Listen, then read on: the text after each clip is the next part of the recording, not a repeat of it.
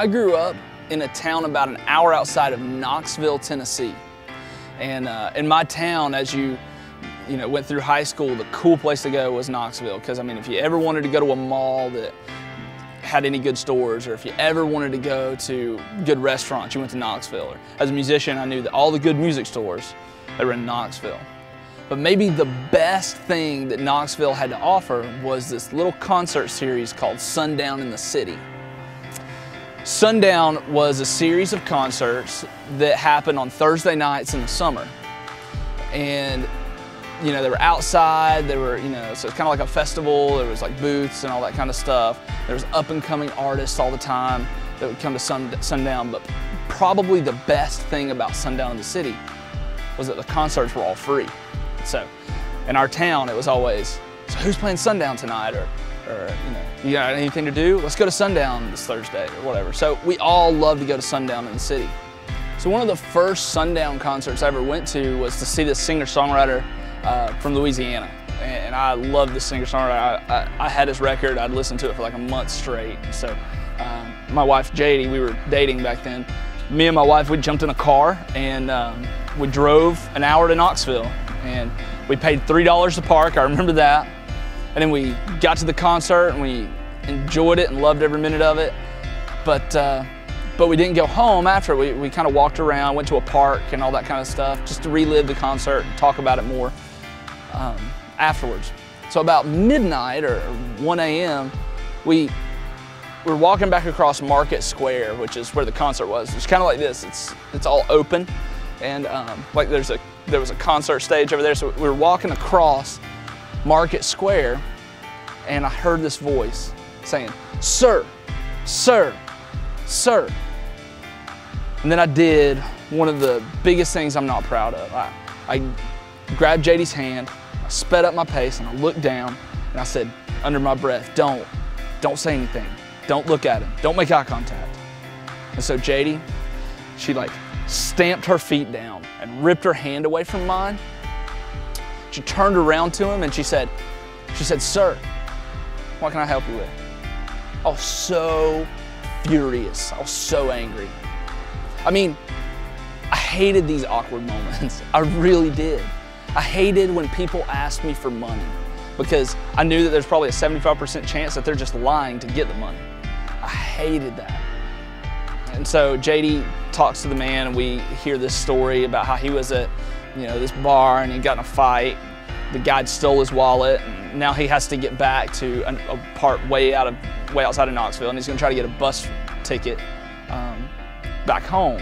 So Jady gave him the money. And so we started walking again and walked back across the Market Square and got in the car. And on the ride home, we were silent because we were fighting. But I'll tell you, I don't think God has ever hit me with so much conviction in my life.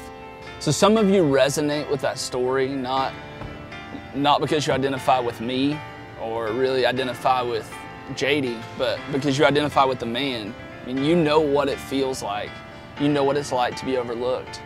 You felt the tension of feeling like you need a megaphone with your life to prove that you're of some value, of some worth. You've been overlooked all your life. I mean, the truth is, when you think about it, we've all been overlooked or been invisible at some point in our lives. I mean, even though I acted the way I did that night, I can't believe I did, because the truth is, in middle school, I was the invisible kid. I was always overlooked. I was the quiet kid.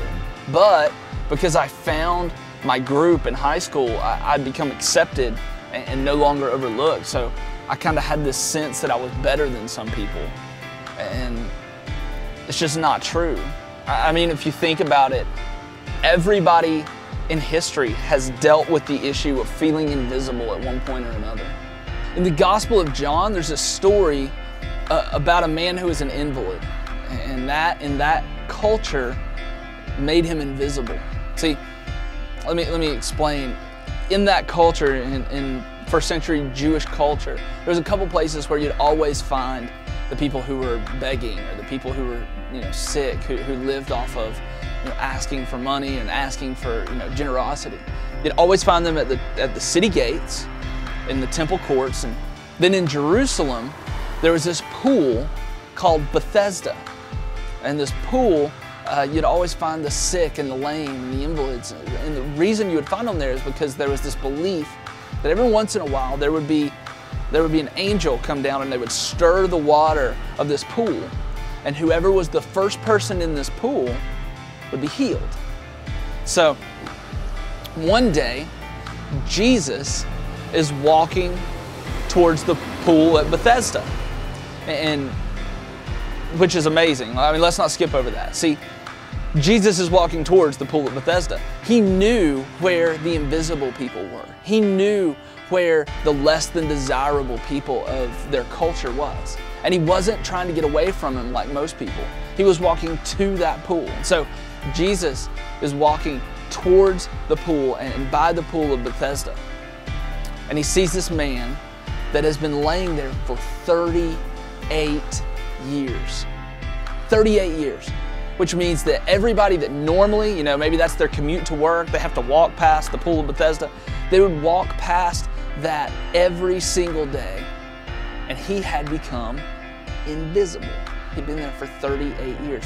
Huge deal. So Jesus walks up to this man and he says, "Do you want to get well?" "Sir," the invalid replied, "I have no one to help me into the pool when the water stirred. While I'm trying to get in, someone else goes down ahead of me." Then Jesus said to him, "Get up, pick up your mat and walk." And at once the man was cured. He picked up his mat and walked. So think about it. You're the man. You've been there for 38 years. You can't walk. You can't really move well. Maybe you can't even move at all. You have to have someone carry you just a few feet. You've watched people get healed. You've watched people beat you to the pool every single time that the water gets stirred. Talk about discouragement. Talk about really feeling invisible. Then who comes walking up? Jesus. And Jesus, he goes to the overlooked. He looks for the invisible. He sees them, he loves them, and he does something about whatever is wrong with them or has happened to them. So Jesus totally revolutionizes your life. See, most of us, we forget that we were that guy. We were invisible. I mean, when I started thinking about it, when I identified with the man that was wanting the money from me, I was disgusted with how I acted. I mean, that's not God's heart at all. And I knew that, even as a young Christian. We were all invisible at some point. The Apostle Paul says it this way: "When we were utterly helpless, Christ came at just the right time and died for us sinners."